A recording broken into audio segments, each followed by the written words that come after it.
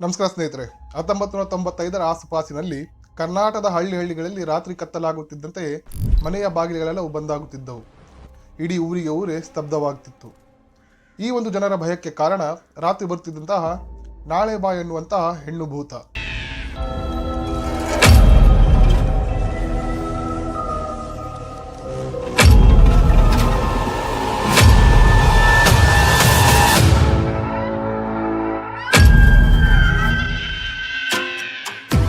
ಸ್ನೇಹಿತರೆ, 90ರ ದಶಕದಲ್ಲಿ ಕರ್ನಾಟಕದ ಕೆಲವು ಹಳ್ಳಿಗಳಲ್ಲಿ ಒಂದು ಹೆಣ್ಣು ಭೂತವು ಓಡಾಡುತ್ತಿದೆ. ಈ ಒಂದು ಹೆಣ್ಣು ಭೂತವು ತಮ್ಮ ಮನೆಗೆ ಬಂದು ತಮ್ಮ ಪರಿಚಯಸ್ಥರ ಧ್ವನಿಯಲ್ಲಿ ತಮ್ಮ ಹೆಸರನ್ನು ಕೂಗುತ್ತದೆ. ಯಾರಾದರೂ ಬಾಗಿಲನ್ನು ತೆರೆದರೆ ಅವರನ್ನ ತನ್ನ ಜೊತೆ ಕರೆದುಕೊಂಡು ಹೋಗುತ್ತದೆ ಎಂಬ ಒಂದು ಭಯವು ಮೂಡಿತ್ತು. ಈ ಒಂದು ಹೆಣ್ಣು ದೆವ್ವವು ತಮ್ಮ ಮನೆಗಳಿಗೆ ಬರಬಾರದು ಎಂಬ ಒಂದು ಭಯದಿಂದ ಹಳ್ಳಿಯ ಜನರು ತಮ್ಮ ಮನೆಯ ಬಾಗಿಲುಗಳ ಮೇಲೆ, ಗೋಡೆಗಳ ಮೇಲೆ ನಾಳೆ ಬಾ ಅನ್ನುವಂತಹ ಶಬ್ದಗಳನ್ನ ಬರಿತಾ ಇದ್ರು.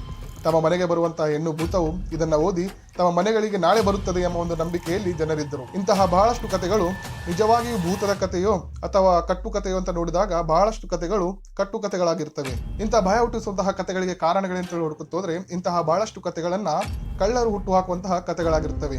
ಕಳ್ಳರು ಜನರು ಯಾರೂ ಕೂಡ ತಮ್ಮ ಮನೆಯಿಂದ ಹೊರಗಡೆ ಬರಬಾರದು ಅನ್ನುವ ಒಂದು ತಂತ್ರಗಾರಿಕೆಯಿಂದ ಇಂತಹ ಕಥೆಗಳನ್ನ ಸೃಷ್ಟಿಸುತ್ತಾರೆ. ಇಂತಹ ಕಥೆಗಳಿಗೆ ಇನ್ನೊಂದು ಪ್ರಮುಖ ಕಾರಣ ಅಂತಂದ್ರೆ, ಹಿಂದಿನ ಕಾಲದಲ್ಲಿ ಹಿರಿಯರು ತಮ್ಮ ಊರಿನ ಗಂಡಸರು ಅಥವಾ ಯುವಕರು ಯಾವುದೇ ಒಂದು ಕೆಟ್ಟ ಚಟಗಳಿಗೆ ಬೀಳಬಾರದು ಎಂಬ ಉದ್ದೇಶದಿಂದ ಇಂತಹ ಕಟ್ಟುಕಥೆಗಳನ್ನ ಹುಟ್ಟು ಹಾಕ್ತಾ ಇದ್ರು.